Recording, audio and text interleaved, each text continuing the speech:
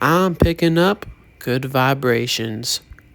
Alright, y'all. So today I wanted to make a very quick video, just a little bit of a spoken intro right there. But in this video, I want to cover an album that got canceled, that got scrapped, that is really one of the biggest what ifs in musical history.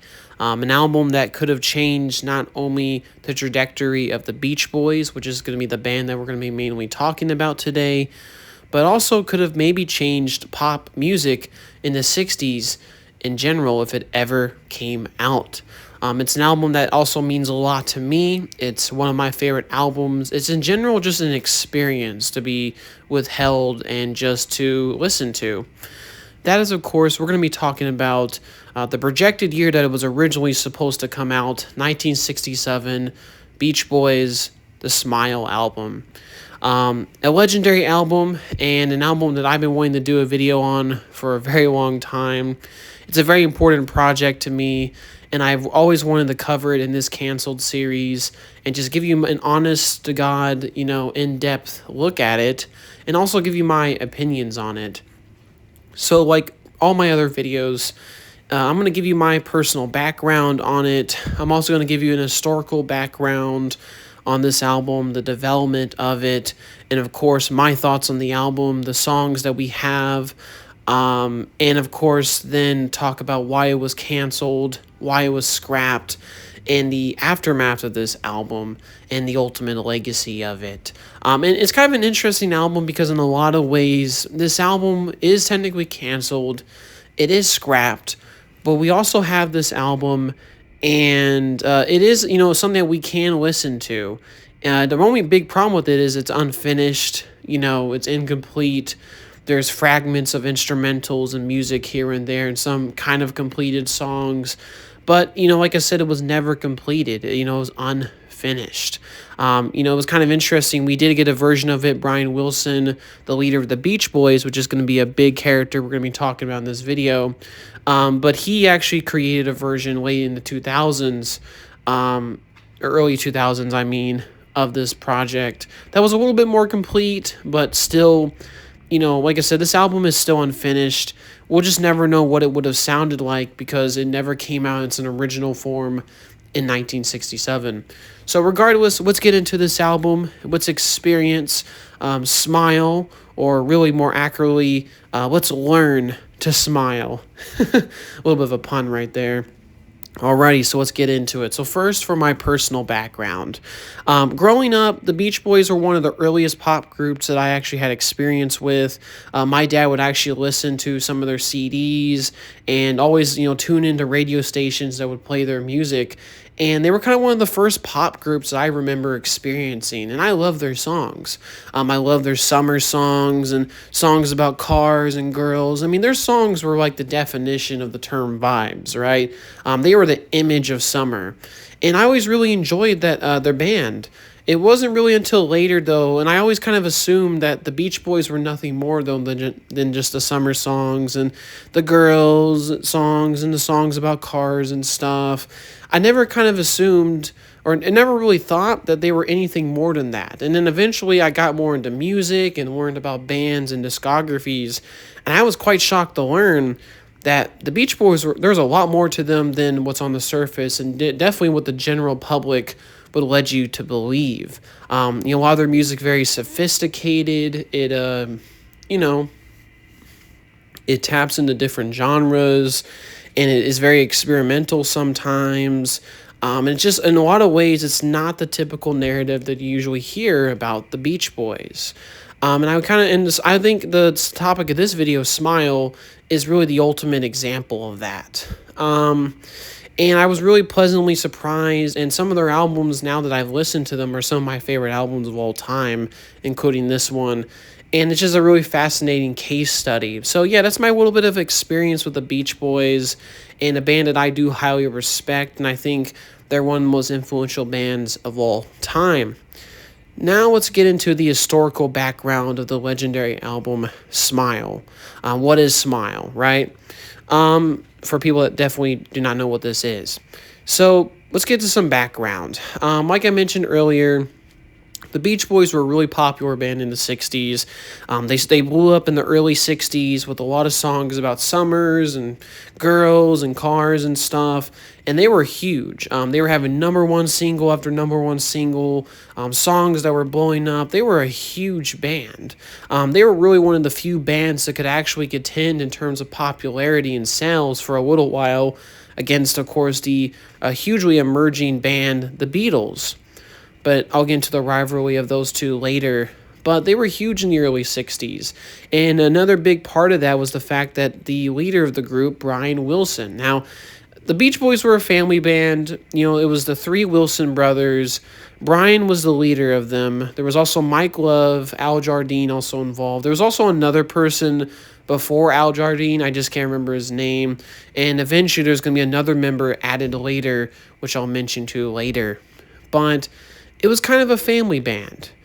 And, they blew up, and they were hugely successful in the early 60s. And a big part of that was the fact that their leader, Brian Wilson, was kind of a musical genius. Now, he's going to be kind of the main successful, musician in all this and the main character of this story. He was a genius in music. He really was. A lot of the early records, he would start to produce them. He would make arrangements for them. He would also contribute lyrically to them. And he was a huge factor into why the Beach Boys created that iconic early 60s pop sound. And in general, really was a pioneer of that kind of genre of music. It was a huge deal. And, he was a huge, creative force. And not only that, he would also tour and play music with the band as the band started to become more and more popular and successful. He would go on tours with them, perform concerts, make live performances.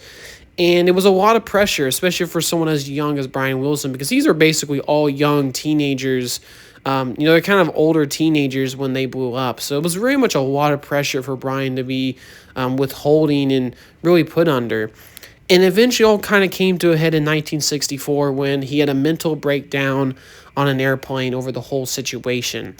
And he just couldn't handle it all, right? He couldn't handle it. And this would also sadly become kind of a theme in Brian's life. And he was eventually later diagnosed with some medical disorders. Like I said, he was an interesting person. He was a musical genius.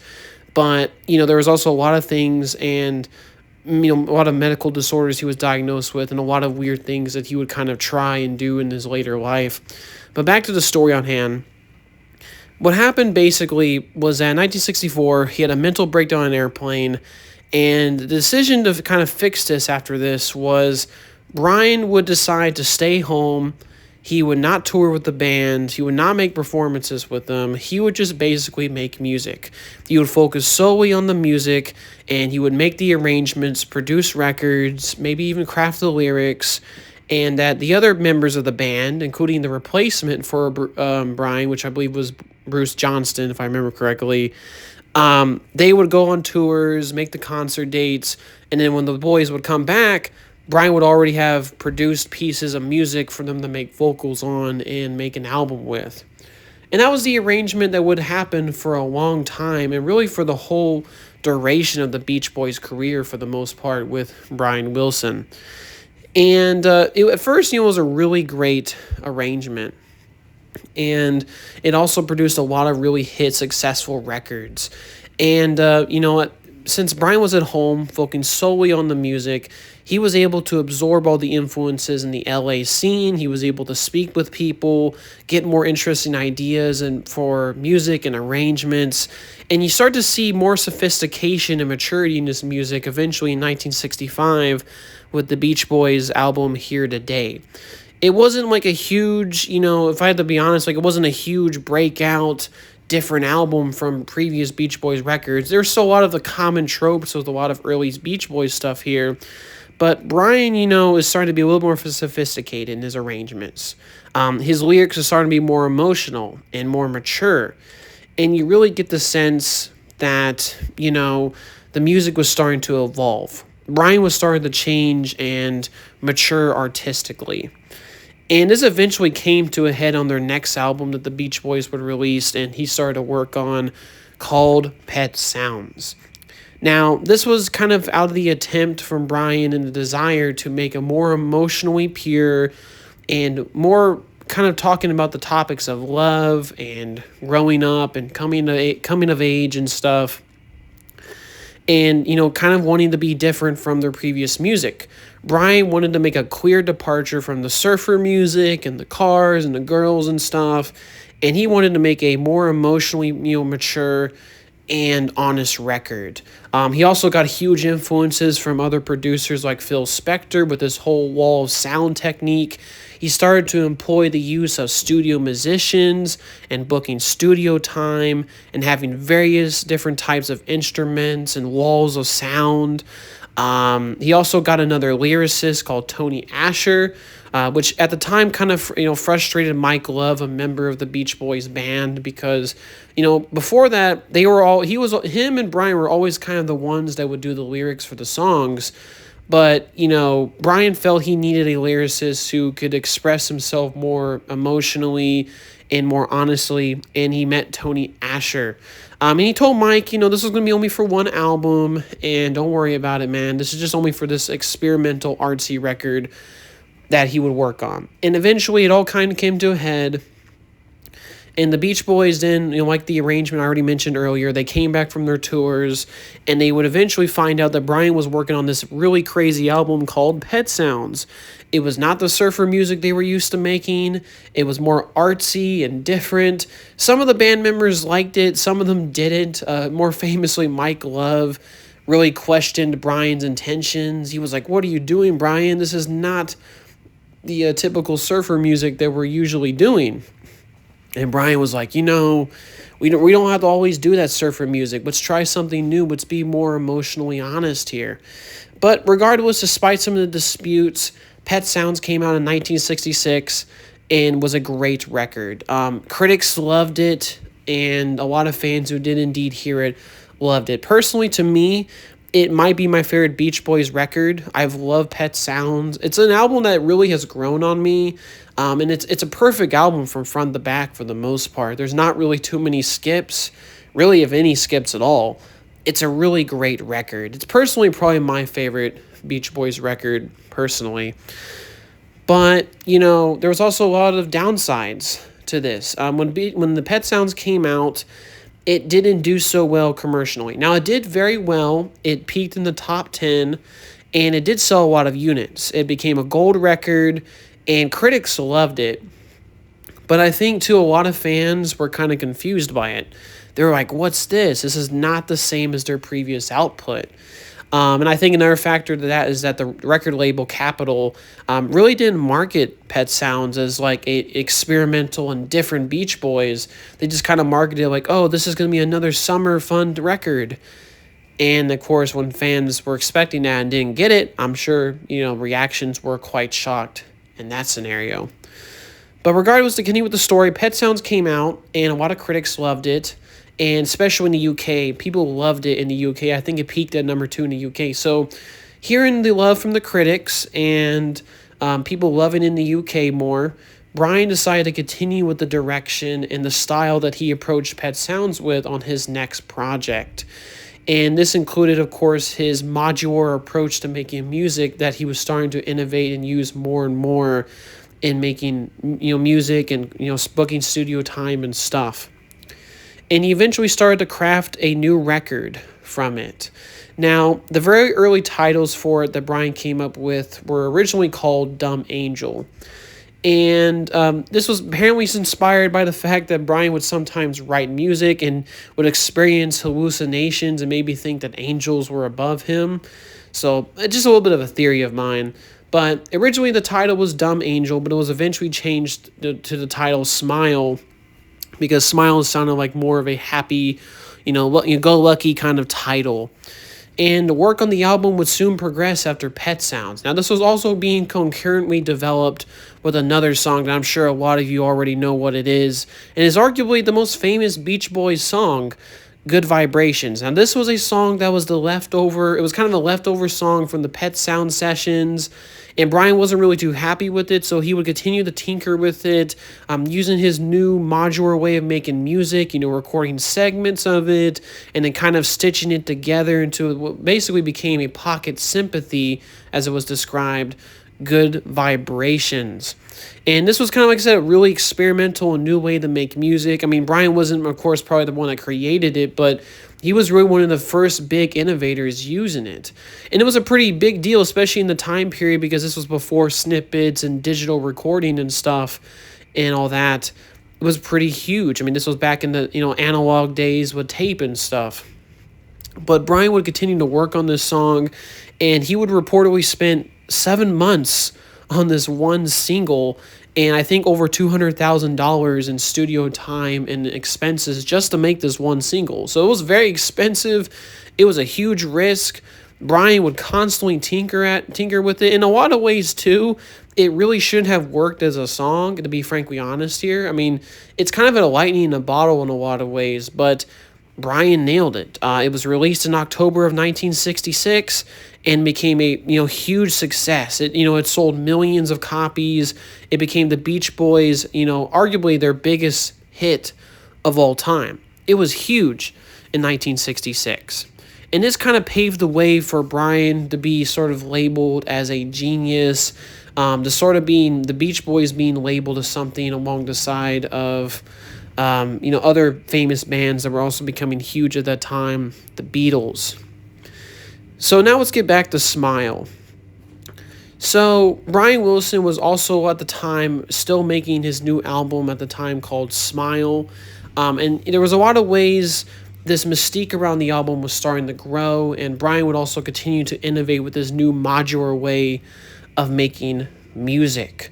He also was kind of inspired too in a lot of ways, always creatively pushed by the Beatles, because at the same time they were also making music that was huge and experimental and really pushing the boundaries. I mean, I forgot to mention this, but when Pet Sounds came out, one of the biggest inspirations for why that album came to be what it was because Brian heard Rubber Soul the year previous and was blown away by it and wanted to craft an album that was as good as that, which he crafted Pet Sounds.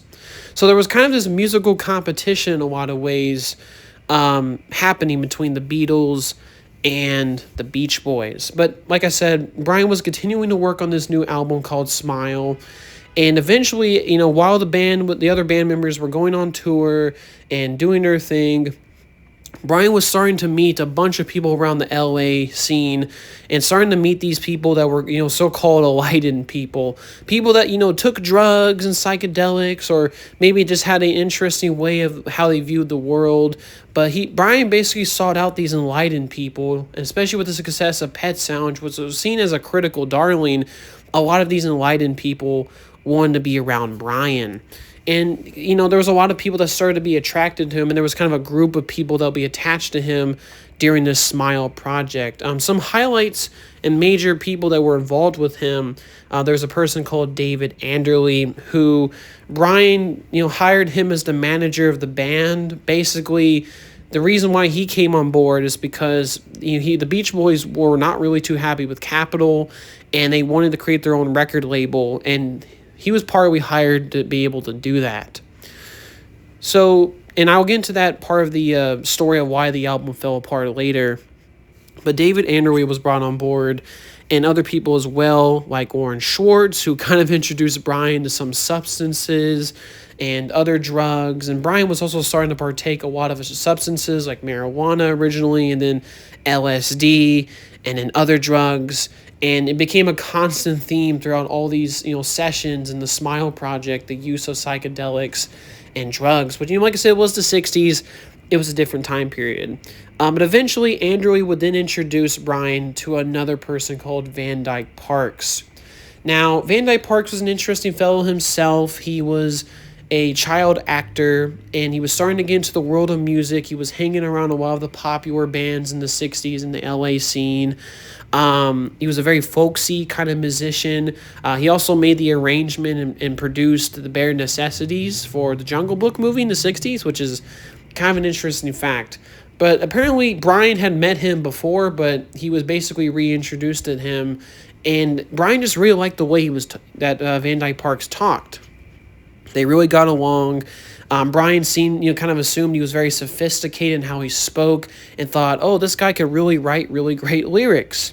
So he was brought on board to work on this new album that Brian was making called SMiLE. And this was all happening before Good Vibrations came out, like the September, October time period. And it was a very fertile and creative moment. Van Dyke Parks would basically show up, work with Brian. Brian bought him a car so that he can go back and forth to his house.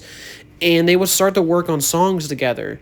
And songs like Heroes and Villains were crafted, Surf's Up, Cabin Essence, and many other tunes were starting to take shape and form, and the lyrics were really coming together. Now, Van Dyke Parks was hired, and Tony Asher wasn't brought in because Van Dyke Parks was more abstract on his lyrics. SMiLE was just going to be a different project than Pet Sounds. And the general theme around SMiLE, especially when you look at the songs and the lyrics themselves, is they wanted to... Basically, it's going to be a celebration of Americana. Van Dyke Parks also had this really Anglophobia to him. The Beatles were huge in the mid-'60s, and a lot of bands were trying to copy the British influence. SMiLE was an attempt to take back the American roots and be something celebrating Americana and not British influence, to celebrate American influence. And, talk about a little bit of American history as well, the good and the bad of that's included. And Van Dyke Parks included that in his abstract lyrics. I mean, this is, like I said, a huge part of the song Heroes and Villains. But they would start to craft songs. It was a very fertile and creative period. There was also other people involved that were brought onto the SMiLE sessions and the project and the team and stuff. Van Dyke Parks introduced Brian to Derek Taylor, who was like a publicist for the Beatles and writer. He would start to craft and make a campaign for Brian, basically labeling him as a musical genius. That this guy was really ahead of his time and he's doing these crazy, awesome stuff. And you should really watch out for Brian Wilson. And this whole campaign about Brian Wilson's a genius, I think it's personally a bittersweet thing, because on one hand, Brian sure absolutely was a musical genius in a lot of ways, but also being labeled that, there's just a huge pressure that comes with that. And Derek Taylor also just made kind of crazy statements sometimes. So it was a good and bad thing, but he was kind of brought on as a writer. Also other people like Michael Vossi, he was like a magazine writer. He was brought onto the project, and he would hang around Brian. Reportedly, he would go around and record sound effects of water and, basically bring him back to Brian. And Brian would go ahead and talk with Vossi about these cool and interesting sounds. And just in general, Brian was a very eccentric person. There was also tons of other people involved with the SMiLE sessions, but those are some of the core players. But, as I was mentioning, Van Dyke Parks and Brian would start to work on these songs, craft up lyrics and form structures and stuff. And eventually, he would book studio time and bring in, of course, like the last album, session musicians and record the instrumental and versions of the stuff, and also record it in the modular style where they would record it in bits. And Brian also had this really huge obsession of taking bits of songs and maybe putting into other songs. And this, in a lot of ways, is really one of the defining characteristics of SMiLE, but also I think was one of the big drawbacks, and in a lot of ways maybe a quality of why the project never happened. And a lot of crazy, really good songs came from it. I mean, I'm going to get a little bit into the album itself. I'll give you my full thoughts at the end of the video. But, some really crazy experimental songs came out of this. Surf's Up, like I mentioned, incredible song. On the surface, right, Surf's Up, the title, it sounds like another one of those early 60s Beach Boys songs. But then you start to hear it, and you very much realize it's not that. It's talking about sort of a loss in society, sort of a, kind of listen to the youth kind of vibe, and just kind of, in general, kind of a wake up, look at the problems around you kind of vibe, if that makes any sense, in a lot of ways. And it's very also abstract and symbolic in its lyrics. It's really interesting. It's a beautifully sung song, and the production's incredible. Heroes and Villains, I already mentioned this song, but There's a lot of references to Americana. They kind of name drop the Indians, which is obviously a huge part of American history, for better or worse, sadly. But an incredible song lyrically, and it just goes through so many tempos and beat switches. It's in a lot of ways a great and incredible song. And it's just a fascinating experience. But to kind of continue with the project, Brian was continuing to work with Van Dyke Parks on the album, and also started to embrace SMiLE as sort of a way of living, so to speak. Making the album SMiLE was kind of went beyond just making music. It became a way of living for Brian and also all the other enlightened people he would be hanging around with. And Brian in general just became a very eccentric person. Which, some people maybe view it now as sort of a sign of mental disorder. But at the time, a lot of people thought it was really funny. And a lot of things that Brian did, he kind of did out of, spontaneity. Brian would talk about a lot of stuff. Like at one point, he wanted to make a comedy album. He also wanted to be involved with movie projects, and he also wanted to foster a creative environment at home. One of the most famous things he did was he actually installed a sandbox in his living room. And he installed a giant sandbox. He had a piano on top of it, and he would just kind of, without his shoes and stuff, walk into the sandbox and start playing out chords and stuff and start crafting songs. And he felt like he did that because he wanted to feel like he was at the beach. So that's kind of crazy, right? Kind of a crazy thing. But yeah, he did that, and it was a real thing. Another famous thing he did was he put in an Arabian tent in his house. Now, contrary to popular belief, like people were looking at Brian like, oh my God, he's crazy. A lot of people in his group really wanted that to work, and they were supportive of his ideas.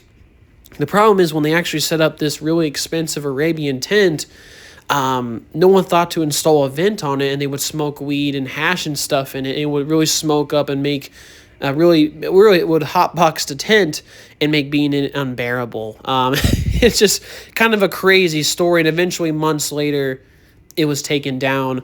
But it's just like one of the wild things that Brian did and was involved with. And just like I said, SMiLE kind of became a way of living for Brian and his entourage. And of course, that included drug taking and just doing wild things and being very spontaneous, so to speak. And Brian would also be constantly going in and out of interest in things that fascinated him. And this would also be reflected on the album.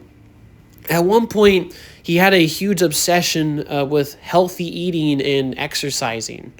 And he, at one point in his whole living room, he replaced the furniture with exercise mats, and he wanted his friends and his entourage to exercise, and he would just kind of watch them because the hypocrite of it all, Brian, he felt like, I'm too lazy to exercise, but I want y'all to exercise. It's important. But contrary to popular belief, I mean, a lot of people were really on board with that stuff, and I think in a lot of ways, while it's funny now, I think it's also a good thing. I mean, exercising is naturally a good thing, and eating healthy is a huge important part of living. And, this whole, exercising part of it would, of course, inspire songs like I'm in a Great Shape on the album, and Vegetables, which is one of the funniest songs that the Beach Boys ever did, in my opinion. It's just kind of a crazy record, but in a good way. It's really enjoyable. But Brian would continue to work on this project, and for a period of time, SMiLE was going really, really well. Songs were coming together very quickly, and, despite some people have said, the drugs may have had a part in why the album never happened, I've heard contrary reports on this. Like, some people, even Brian himself said, like, we took too many drugs, we were so stoned that we couldn't unstone ourselves. But, even other people like Van Dyke Parks will later say, the drugs weren't really a huge factor in it. I mean, we're still very fertile and productive and stuff and making songs. But regardless, the album was going pretty well. It was moving at a pretty quick pace. And this was also bolstered by the huge success of Good Vibrations in October of 1966. It just kind of in general inspired Brian to keep moving in this new experimental and artsy and modular style that he was moving with the album SMiLE. And eventually, work would continue to ramp up on it. His manager met Frank Holmes, which was a very interesting artist. Brian liked him and eventually commissioned him to do the artwork for SMiLE, which was inspired by kind of an abandoned jewelry store that the artist saw in Pasadena. And this eventually became the artwork of the project SMiLE, which, for this video and the image of it, as you can see on your left, that's what the album would have looked like. And it's a very interesting, cartoony, poppy kind of image. And I think it reflects the sort of cartoony, zany vibe of the album pretty well. At the time, some people in Brian's inner camp didn't like it. Van Dyke Parks and Brian really enjoyed it. But, like I said, the work would continue and Good Vibrations would come out. It was a huge, massive success, and Capitol Records was really eager for Brian and the Beach Boys' next record. But this is where the story would then start to slip with SMiLE, and the project itself would slowly kind of dissolve into a million pieces, so to speak. And there's not really one answer I can really say or one definitive reason of why SMiLE collapsed. But it was sort of a slow and painful decline why this album never came out. But let's get into it. Now we talked about the sort of the background on it. I talked a little bit about why I really enjoyed this album, some of the songs. Now let's get into, I'm going to talk about why it never happened and the aftermath of it. And then I'm going to talk about my overall thoughts on the project. So like I mentioned earlier, there wasn't exactly one reason I can definitively point at and say, this was the one reason SMiLE collapsed. It was just mainly a bunch of reasons, and it was a slow and painful decline. But like I mentioned earlier, Capitol Records was eager for the Beach Boys' new record. Good Vibrations was still in the charts, and they wanted a project to follow up after that. Brian Wilson was trying to complete a very ambitious and huge album, SMiLE, but it was taking a lot longer than anticipated to do this. And this was mainly due to the fact that Brian was a perfectionist. He would do take after take with session musicians. I think I saw a video, apparently he would have this very famous catchphrase where he would do, take after take with a studio musician or session musicians, and they'd be like, all right, perfect, let's do it again, which will drive apparently the session musicians mad, because they're like, well, if it's perfect, why we got to do it again? But Brian was also a very lovable guy in the studio. A lot of session musicians years later would also comment on how great of a guy and really, innovative he was. But also at the same time, he would also start to gain a reputation and also kind of become really uneasy in a lot of ways to work with.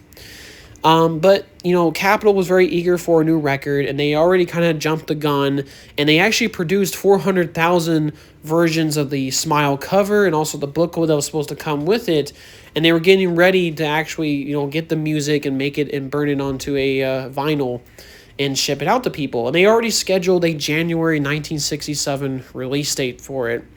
And they already started to make advertisements for it.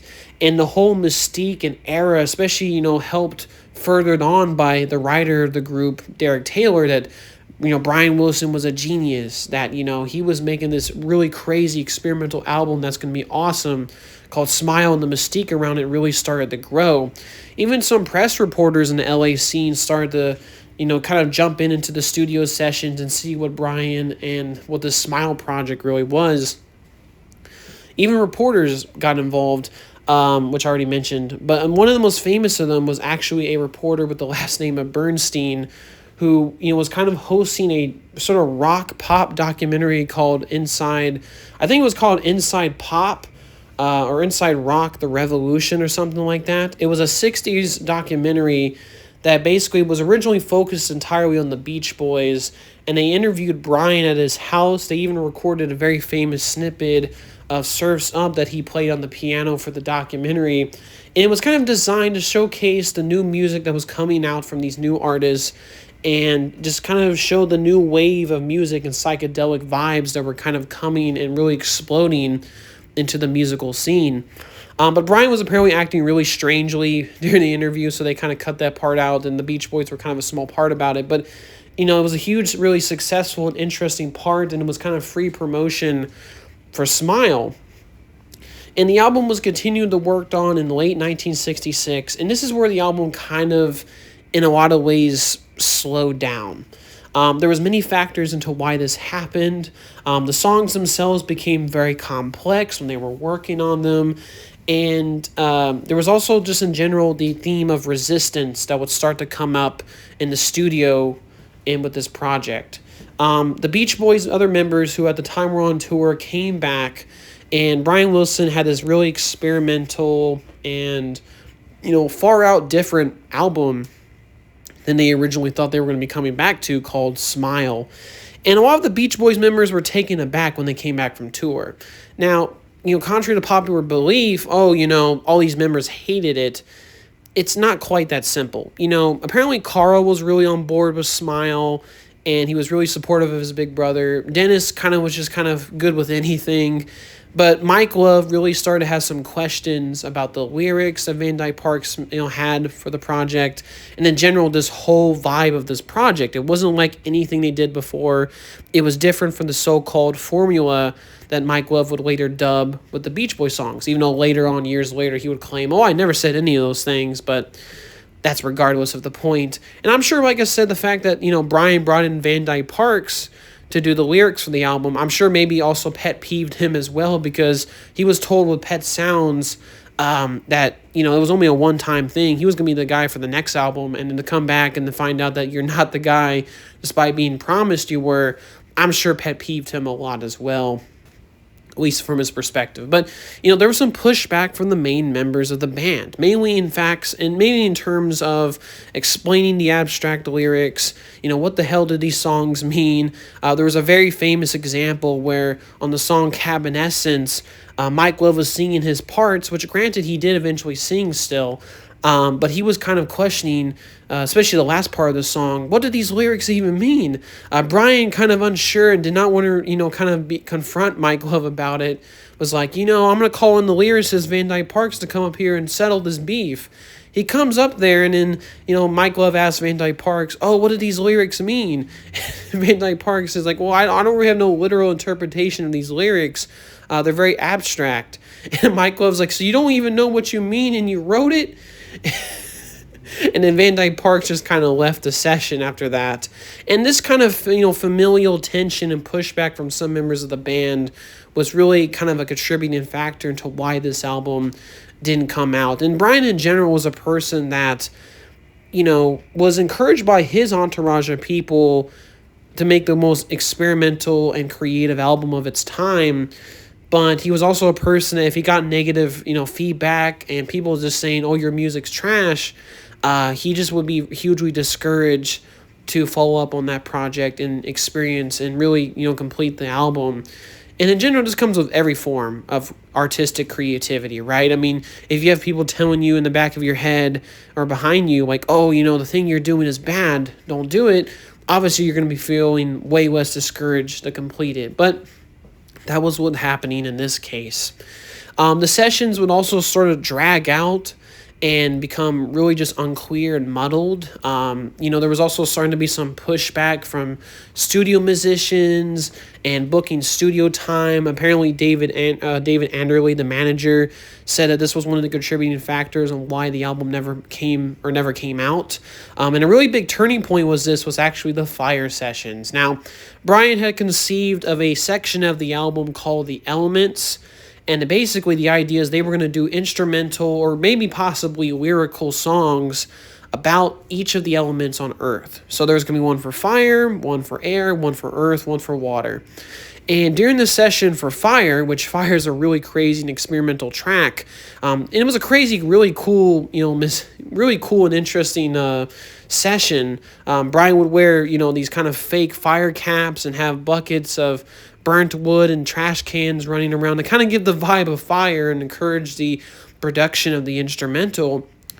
But Brian was also starting to become very superstitious in a lot of ways. And after he completed Fire, apparently the next day a building across the street burned down. And for whatever reason, Brian thought, my song Fire somehow was musical witchcraft, and it caused that, which is kind of a weird thing with Fire. It's a really fascinating part of that song's history. Even weirdly, in the 2004 version of SMiLE, which years later was made, apparently when they were attempting to do Fire in the studio, the power went out. And they had to restore power and then they can do the song. But that's just, like I said, one of the weird things that comes with this song. So who knows?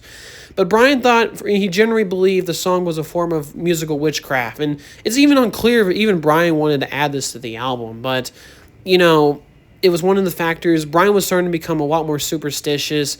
And another key point in general was, you know, Brian's mental sanity and his mental decline as a whole was a big attributing factor into why this album never happened. So there was pushback from the studios and booking studio time, session musicians and engineers.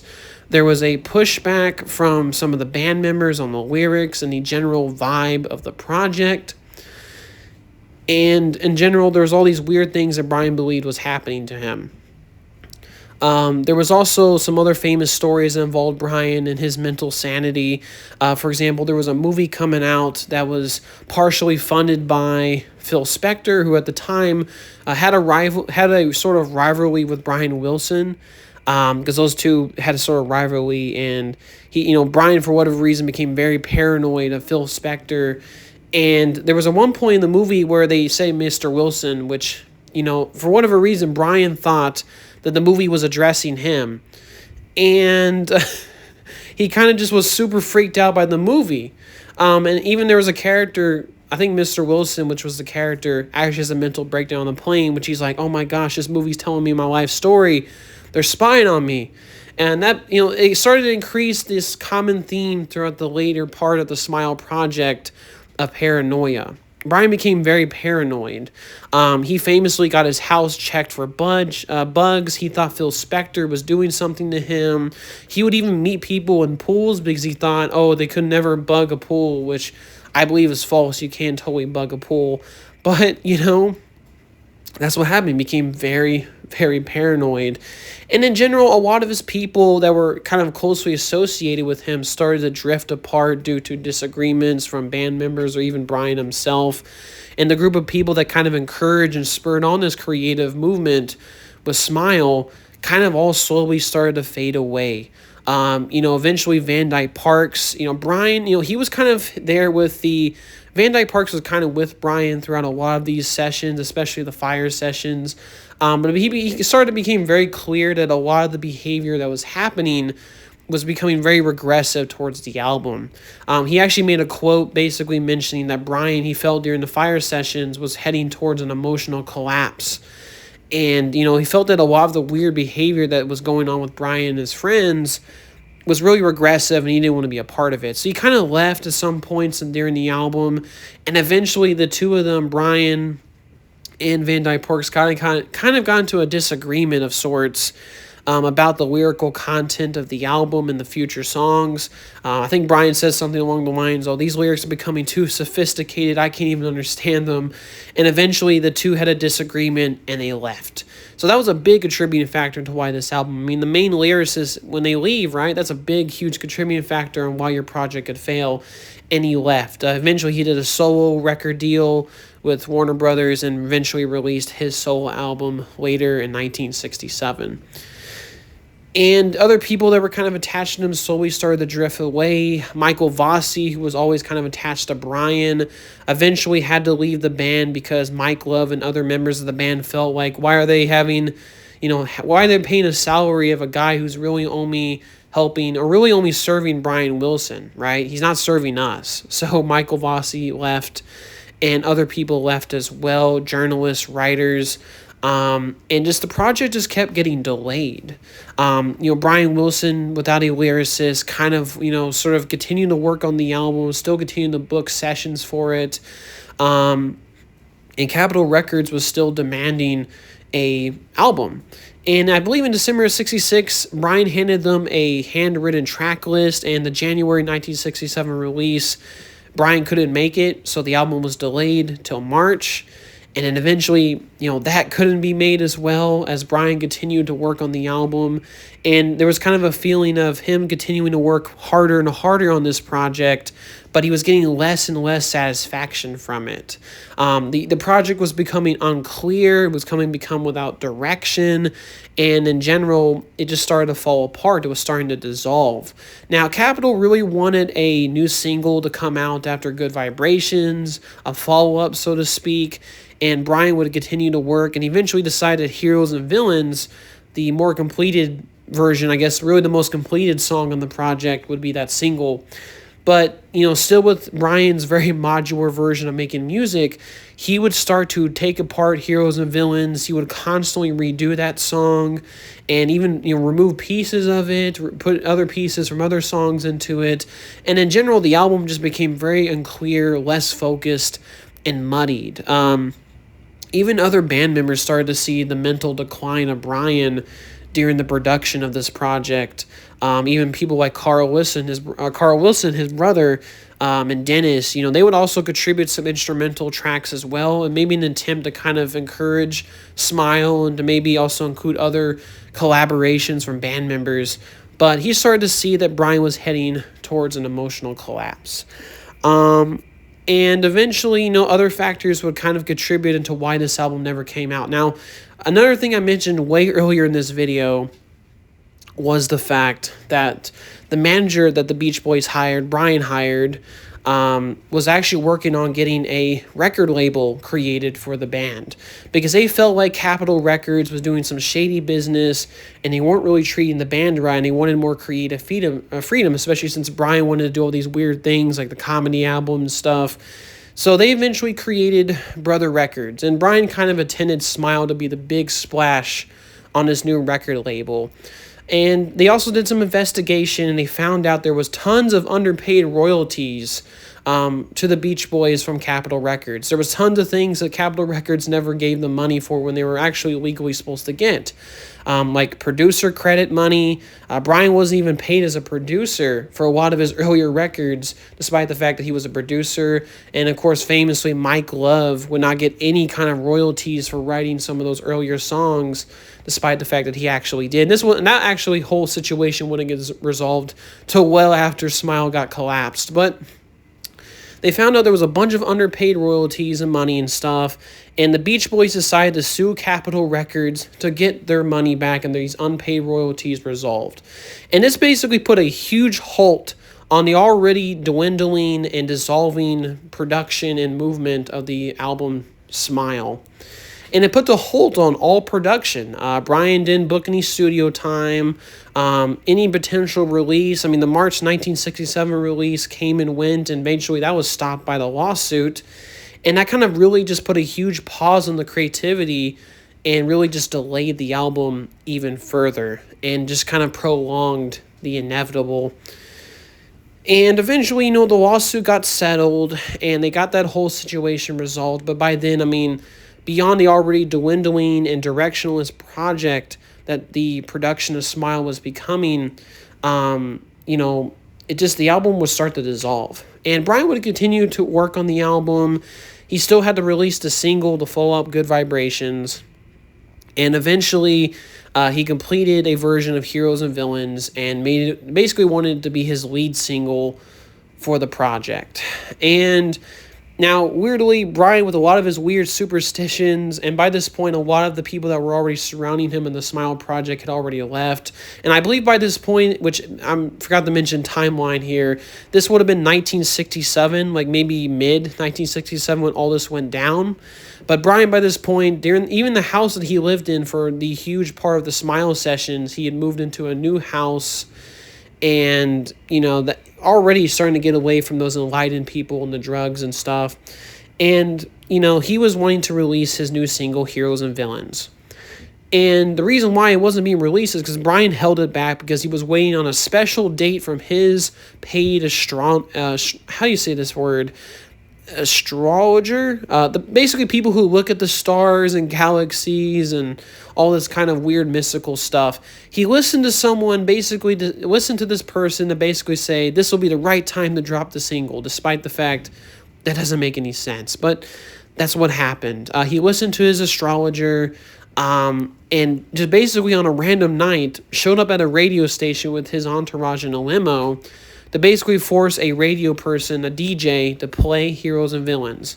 He initially turned them down because it wasn't part of the playlist. It wasn't part of the programming. Eventually, some big boss from Capitol had to tell him, hey, play the record. It's the new single from Beach Boys. He did. Heroes and Villains got released, and it kind of went with a thud. It was nothing. It kind of just came out and really did not really any numbers. And it really deflated Brian, and, it really just kind of deflated the whole project. What left of SMiLE was there became deflated and basically gone.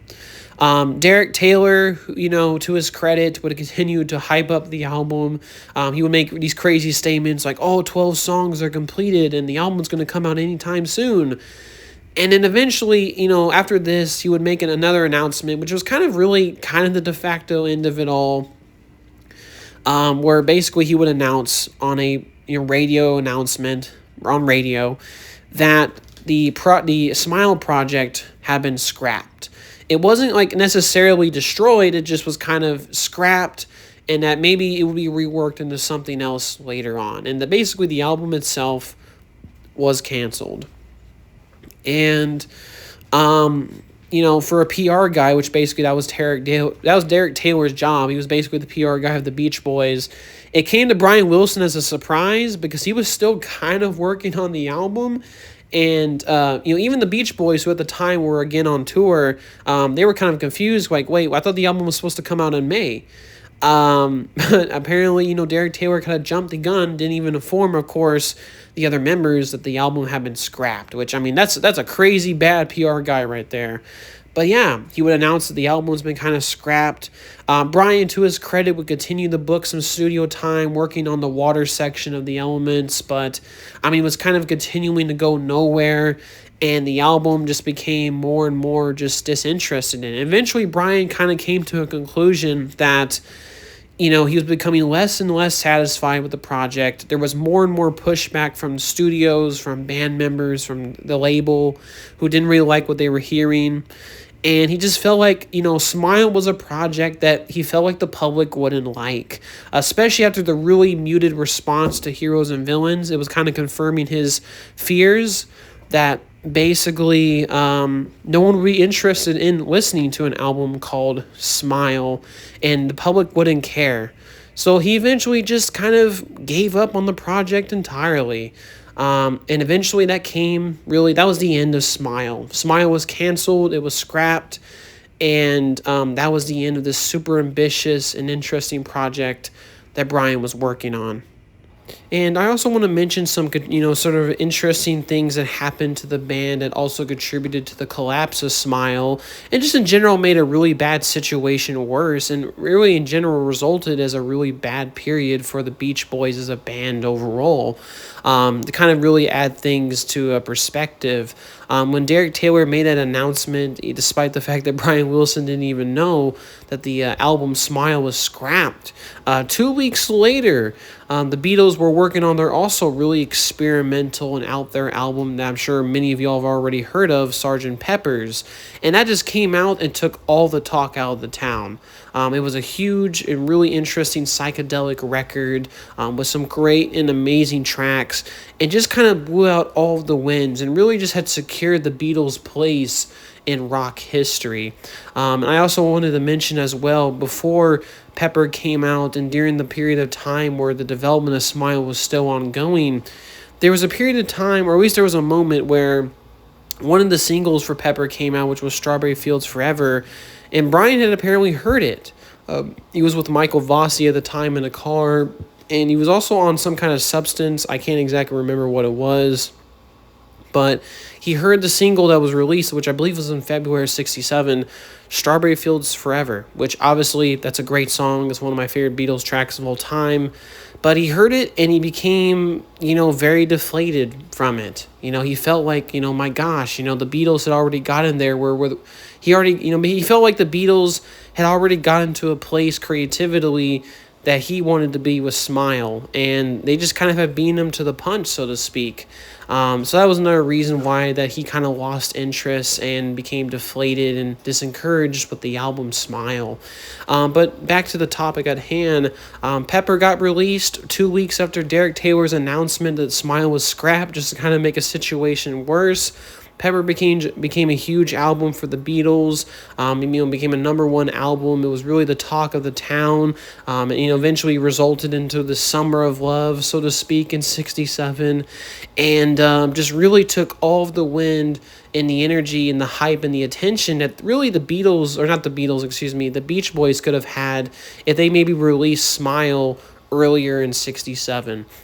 And not only that, but to kind of make a situation that was already bad worse, the Beach Boys were actually scheduled to appear at the Monterey Rock Festival.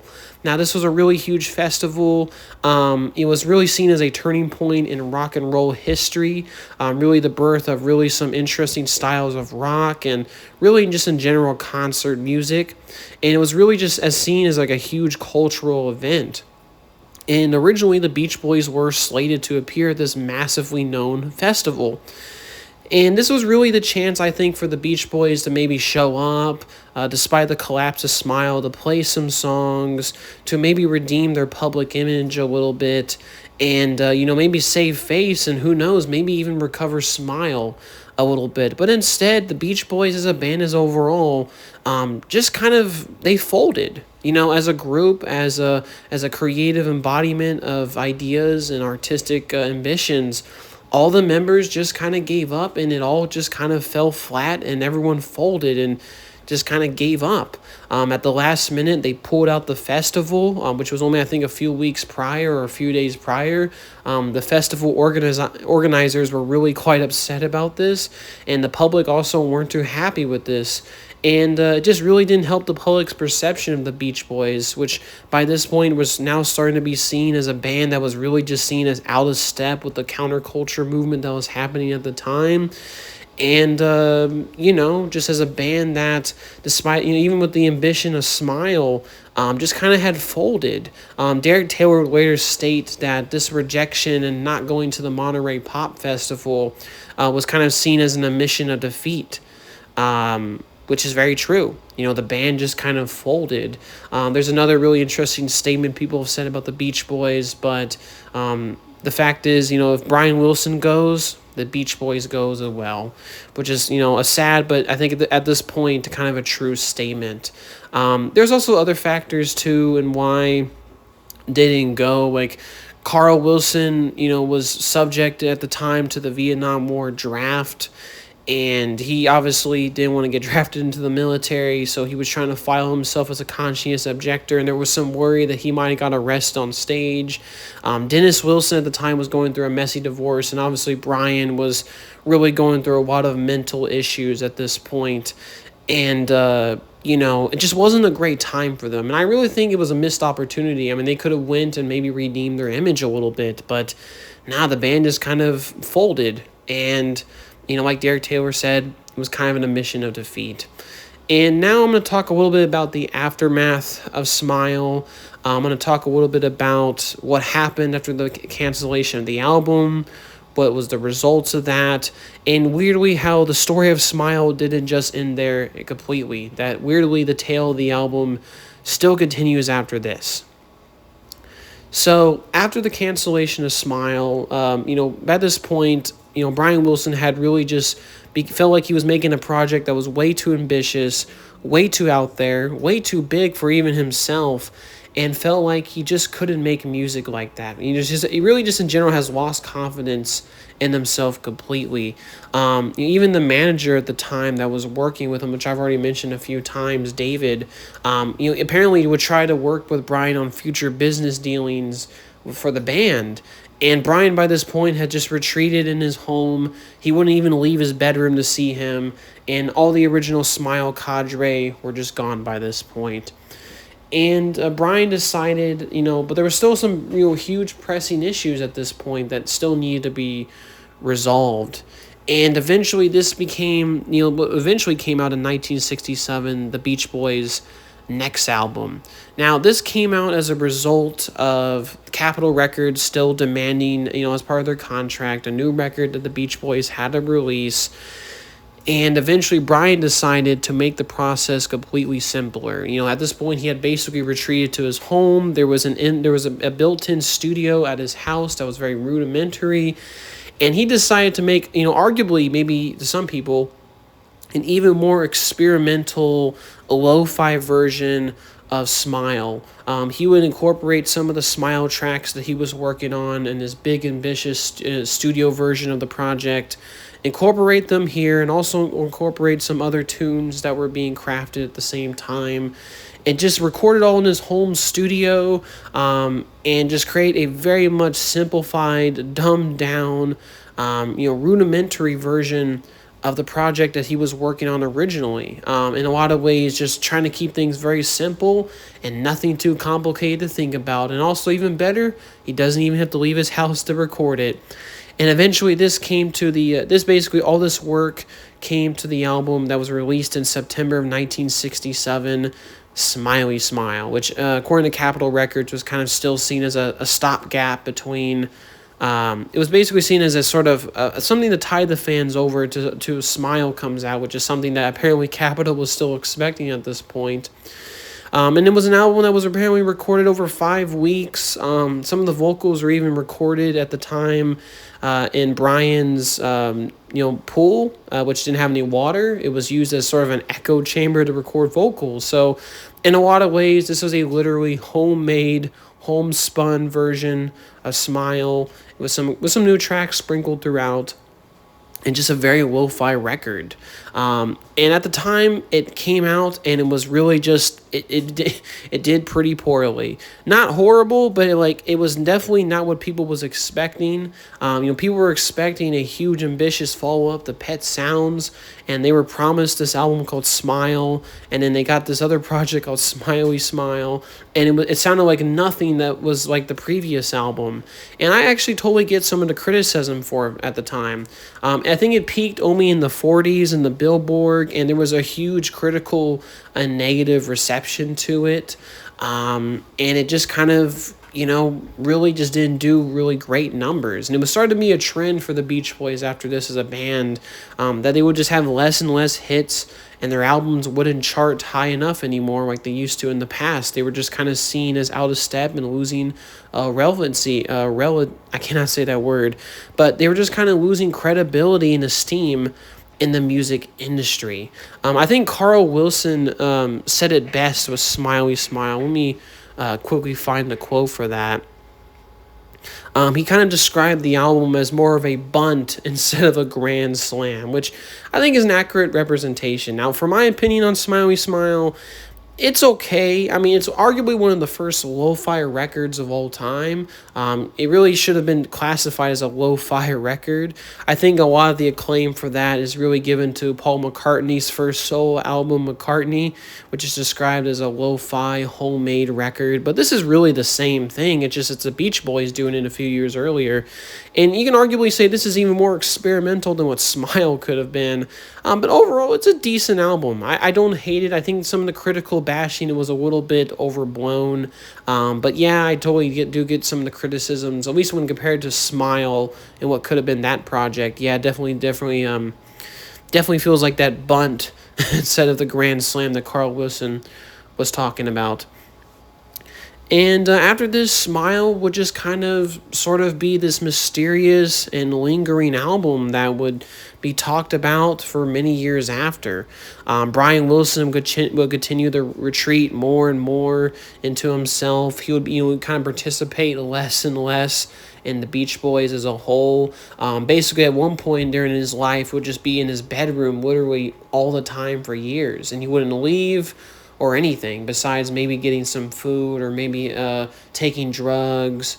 It got so bad at some point that his wife left him in the 70s when he was doing heroin, and I think maybe was trying to give it to his kid, or his kid saw him. I'm not exactly sure the details, but it just got really bad. It was a really dark period of time for Brian. The Beach Boys would also continue to release albums throughout the late 60s. Arguably, many people have said their most fertile period as a band, which I would agree with.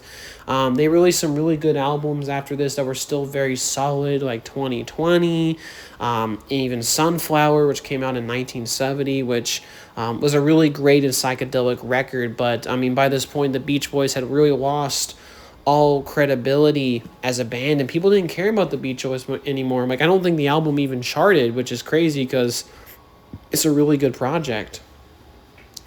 Now SMiLE was being talked about throughout the years, and interesting enough, Van Dyke Parks, the guy who collaborated with Brian in the past and really was the nucleus of some of those earlier SMiLE songs, actually helped the Beach Boys get a record deal with Warner Brothers. And part of the stipulation of that record deal was actually to complete SMiLE and release it. They kind of threatened, if you didn't release SMiLE, we would we basically want an advance of money that we gave y'all to do that album. We want that money back. And basically what happened was the Beach Boys did exactly that. Some of the members said that, like, we'll release SMiLE, and they never did. Eventually, what kind of came out was in 1971. One of my favorite albums from the Beach Boys, period, Surf's Up, came out, and, pretty great album, but obviously Warner Brothers wasn't happy, and they obviously charged the Beach Boys a fee, which was definitely not a good thing. And just in general, many remnants of SMiLE would continue to sprinkle out in the future Beach Boys albums and projects from the 60s and 70s, very interesting enough. Cabin Essence, for example, was on 2020. I think the water element of SMiLE, Love to Say Dada, appeared as a different version in Sunflower. Obviously, Surf's Up, that title track of that album came from SMiLE, which I believe Carl redid the vocals that Brian did and did his own version of it, which is still very respectable and good. And just other, songs from SMiLE sort of sprinkled out the future projects. And even Smiley Smile, like I mentioned earlier, there was also a few other tracks from SMiLE, like Vegetables and Heroes and Villains and stuff appeared on that album as well. And, remnants of SMiLE would appear here and there and influence even parts of,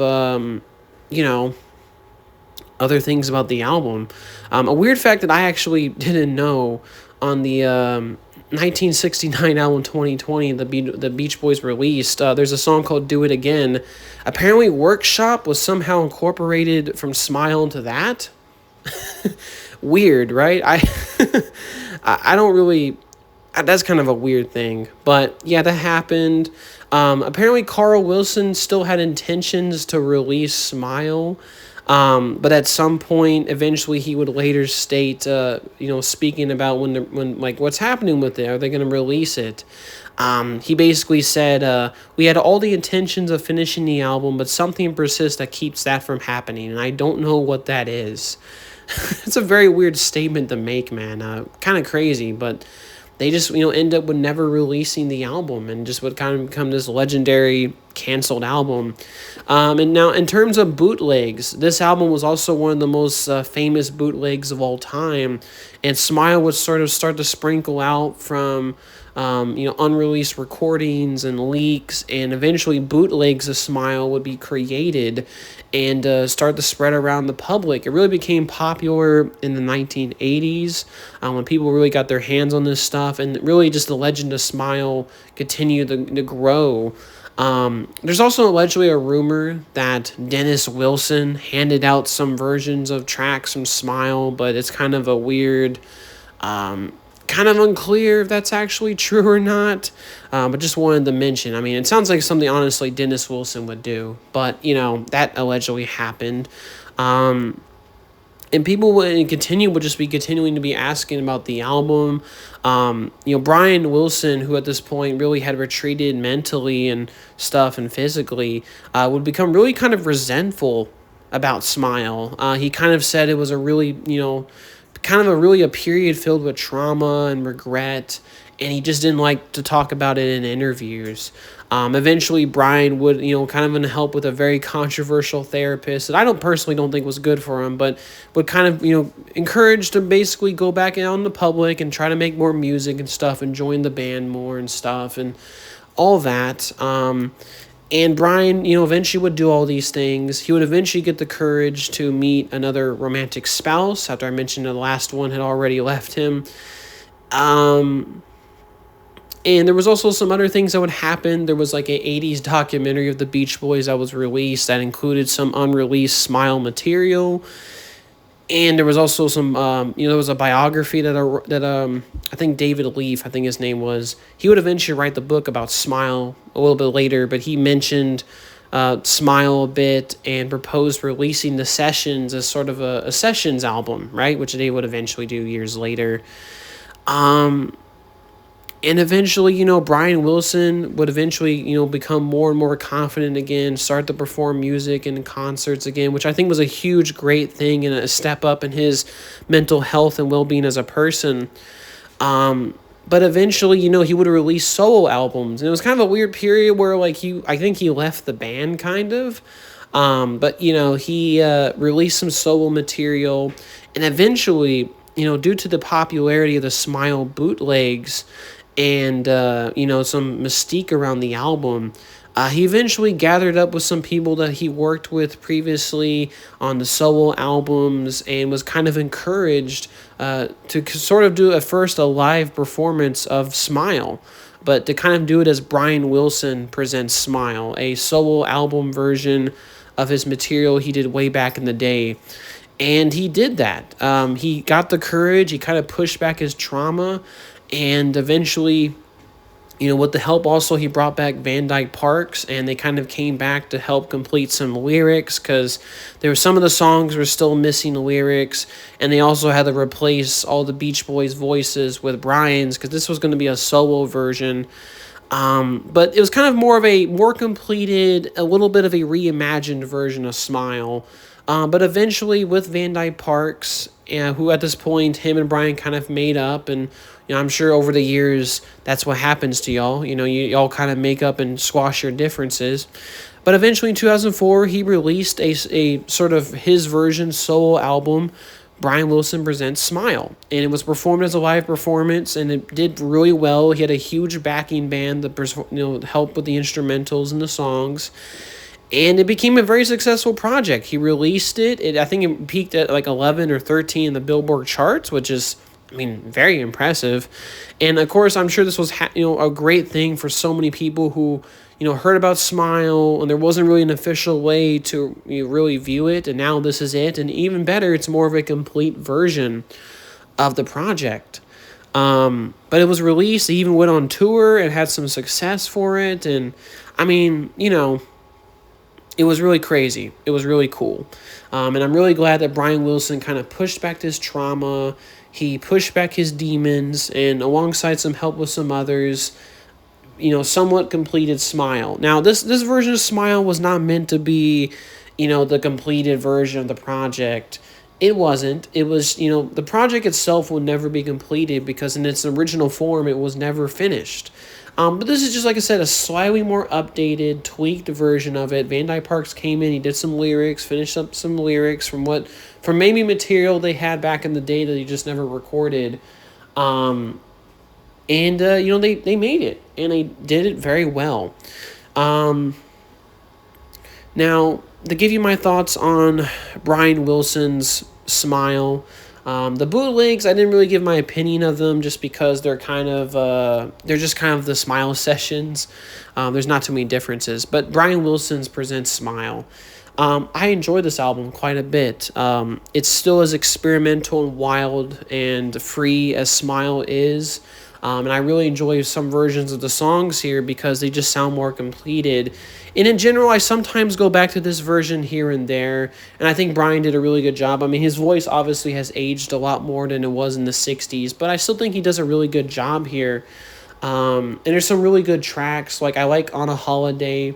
That was just an instrumental in the SMiLE Sessions version, and I really like the completed version here. Do You Like Worms was completed more here. Really enjoyed that alongside Heroes and Villains. And there's some really good and interesting tracks here. And I also thought the documentary that was kind of accompanied by it and also the book was really good and interesting as well. And to kind of the basically the kind of sort of round off this large saga that became SMiLE, they eventually released in October of 2011 the SMiLE Sessions, which, was basically the closest you can get to what maybe was originally SMiLE way back in 1967. They basically, it compiled all the session highlights that Brian and his group and the Beach Boys did, including, possibly almost complete versions of songs and outtakes, and basically reconstructed the playlist similar to what Brian Wilson had did for the 2004 album, which that was basically his idea of his original, track list for it. Like I said, some track lists for the album were never really confirmed and solidified. But yeah, that was basically released. They also released a bunch of other outtakes and alternate versions of songs, including, different versions of Heroes and Villains and Good Vibrations, and in a very nice box set, and basically kind of became the closest thing to, what SMiLE could have been if it was released back in 1967. It did very well when it came out. It even won a Grammy, apparently, for Best Historical Album. So, that's pretty great stuff. And that's kind of really the end of the story for SMiLE and the aftermath. I also want to kind of mention some funny things as well. I mentioned at one point it was one of the most popular bootlegs in the 1980s, which is true. It also was pretty popular in the 90s, and some documentaries and box sets included unreleased songs and some songs from the SMiLE Sessions, which I forgot to mention. But at one point there was a big plan by some of these bootleggers to release SMiLE, sort of. They were going to try to release a big box set of it, and this included, apparently it was probably these people called Vigatone, I can't remember, and also Sea of Tunes, which were kind of a famous. These guys were basically taking bootleg CDs and they were trying to sell them and make a huge amount of money, and obviously that's illegal and against copyright. And their place got raided, and they found, tons of bootlegged versions of Heroes and Villains and SMiLE, and I just think it's a crazy story. Like a FBI raid into this bootlegger facility, and they found a bunch of versions of SMiLE, an album that never came out. Wild stuff. But regardless, that's kind of what happened. That was the end of the story and the aftermath of SMiLE. Now I'm going to give you my in-depth thoughts on all versions of the project, including, mainly the 2004 version and the SMiLE Sessions version. So first, for the 2004 version that I already mentioned, Brian Wilson coming back to do this was such a great thing. He came back to do this. Even Van Dyke Parks came back, and they helped to reconstruct and add lyrics to songs that were desperately needing it. And I like the bootleg versions of SMiLE as well.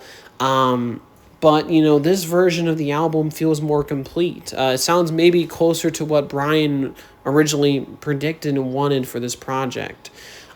His aging voice is a little bit of a weird element to the album, and it's just kind of a thing where he recorded it decades later. But he still got it, and I think he does a really good performance throughout the album. Some versions and songs, and we would eventually find out in the SMiLE Sessions, are just kind of instrumental fragments and vignettes are combined here to make kind of full songs, which I really enjoy that aspect about Brian Wilson's SMiLE.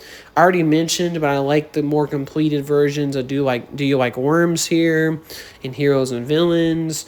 I also really like On a Holiday. I'm not exactly sure if some of these lyrics were from the original plans they had, or they just made them for the album, but still, I really like them.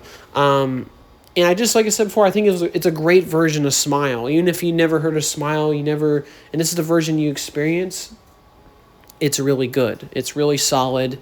It's good. I would say there's a track I think called something along the lines of on a blue. I think was it on a blue howl.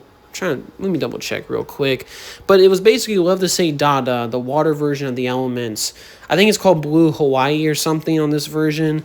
Some of the lyrics for that one, because in the original version of the track, it's just an instrumental, but it's a little bit strange how it sounds. I don't know how to feel about some of these lyrics. I'm not sure if those were actually the original lyrics, but that's the only song there I can really say, oh, this is not a great version of it. But other than that, I really enjoy Brian Wilson's SMiLE. Now I'm going to get into the SMiLE Sessions version of SMiLE, the one that he released in the box set, and eventually, really just kind of the definitive version of it. And this is going to be more of my broader thoughts on the album. I really enjoy this version. I do slightly prefer it, even though it is a much more incomplete version. There are missing lyrics. There are parts of the album in comparison to Brian Wilson's version that don't have lyrics, that are missing lyrics. It's just in general more of an incomplete experience, but they do have the Beach Boys voices on there, and it is a Beach Boys record. And it's really the closest thing to what SMiLE could have sounded like if it came out in 1967. And I always kind of slightly prefer this version sometimes, even though I kind of go, here and there between both versions in certain songs. But, SMiLE as a whole, man, it's just such an experience of an album. It's a great album. It's full of really interesting, artsy, pop kind of songs, and beautiful, haunting tracks. There's just certain tracks here I'm just really astonished were made in the 1960s. Like, they sound as revolutionary and brilliant that they could have been released today.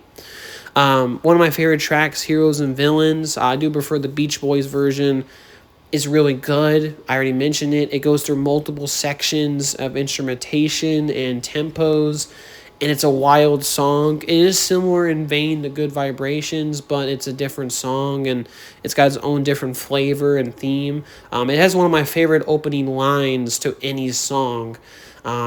It's just a really great song. Do You Like Worms, which actually may not have been actually the title for that track. Still to this day, we don't quite know why it was called Do You Like Worms. I think it was just something someone put on there as a placeholder.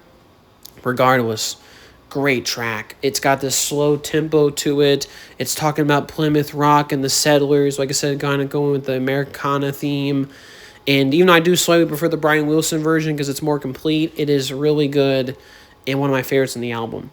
Then we have Cabin Essence. I'm just going to kind of go off the highlights for this album just to kind of give you my thoughts on everything. Cabin Essence is a brilliant song. It is one of the most outstanding Beach Boys songs I've ever heard. It changes between tempos and ranges, and it's just such a crazy, dark, and experimental song. And I massively prefer the Beach Boys version, and I think it sounds so ethereal at the end of the song, and it's just a great track. We also have other tracks like you also have these like instrumental vignettes, which it's kind of speculated, and we don't really know what a final track list would have been. I mean, Brian did send that track list in 1966 of what he thought about for the album, and some versions of the project and track list have Surf's Up at the end and so on.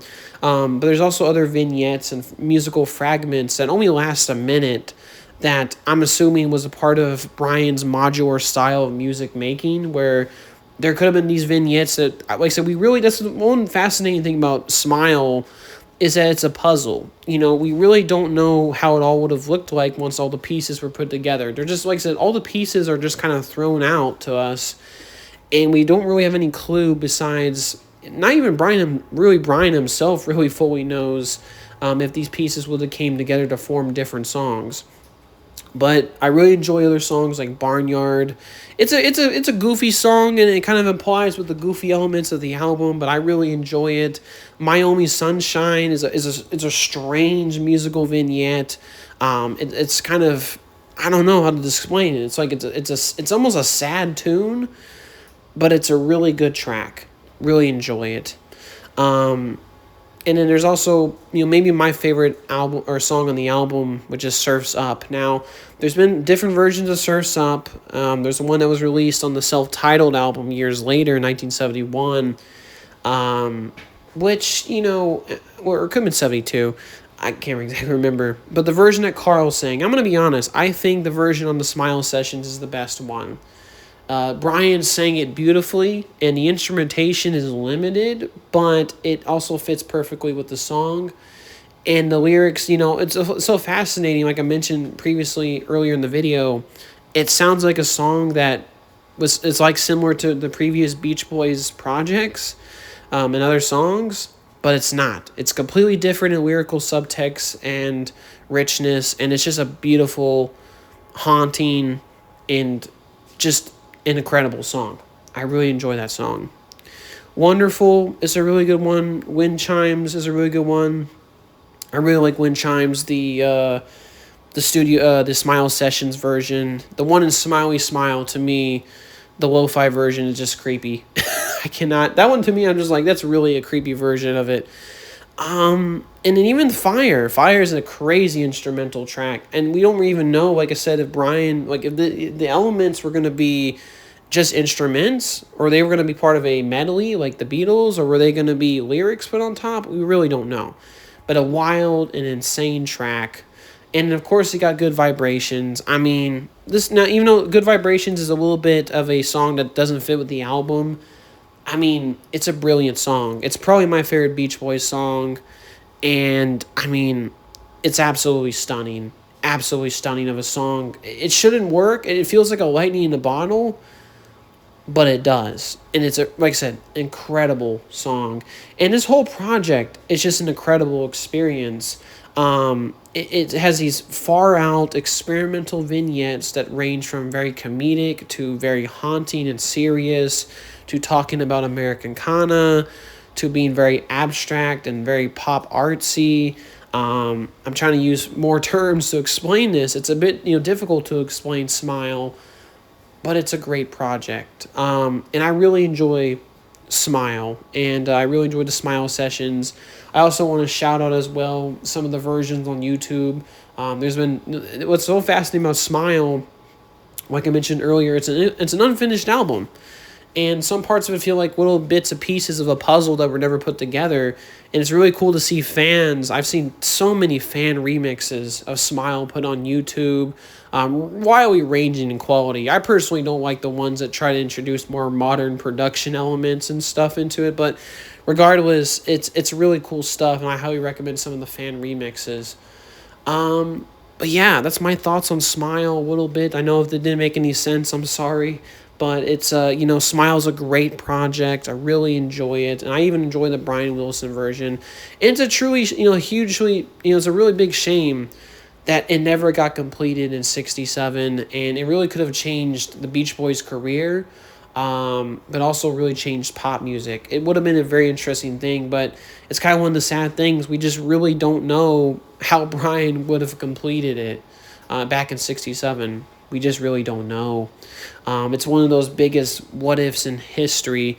And I've seen many people, objectively say, oh, SMiLE came out and would have changed everything. For me personally, my thoughts on that question, so to speak, we'll never know, of course. But I've always thought if SMiLE got released, hypothetically, in 1967, it might have not done incredibly well. Like, I think it would have been similar to Pet Sounds, where critics would have loved it, and the people who did listen to it really enjoyed it, but it would have been something that was so far outside their general audience. I'm not really quite sure how sales-wise it would have done. I think it would have done a little bit better than Pet Sounds, just because it has Good Vibrations attached, and that would have been a huge, massive single that was hugely popular. But, I'm not exactly sure. I think it would have been, I'm honestly thinking, like, it might have been something like a cult classic in a way. Like, it would have came out, not done incredibly well. Would have done well enough. Might have been a gold record. But it would have been a situation where, like, people would have looked back on it, like, oh my gosh, this is one of the best records of the 60s, looking back on it retrospectively, artistically wise. At least in my opinion. But yeah, that was the crazy, super long story of SMiLE. I know I really dragged this out. I was probably rambling and not making too much sense. I just kind of wanted to include as much facts and research that I was able to gather on this album, give you my thoughts on all the different versions, and just give you a full history of this really legendary canceled album that really does mean a lot to me, and means a lot, of course, to a lot of other people, and just kind of wanted to try my best to do, at least attempt to do it a little bit of justice. In terms of, so yeah, hopefully y'all enjoy this video. If you're fans of SMiLE, definitely let me know. Even if you're new to this and you've never heard of SMiLE, I would highly recommend you checking it out. I will say this, you probably won't at first understand it, but the more you listen to it, you will fall in love with it, as many of others, including myself, have, and I highly recommend it. But yeah, that was the story of the canceled legendary album, the Beach Boys' SMiLE. Hopefully you all have a good day, and remember, guys, good vibrations. All right, peace, y'all.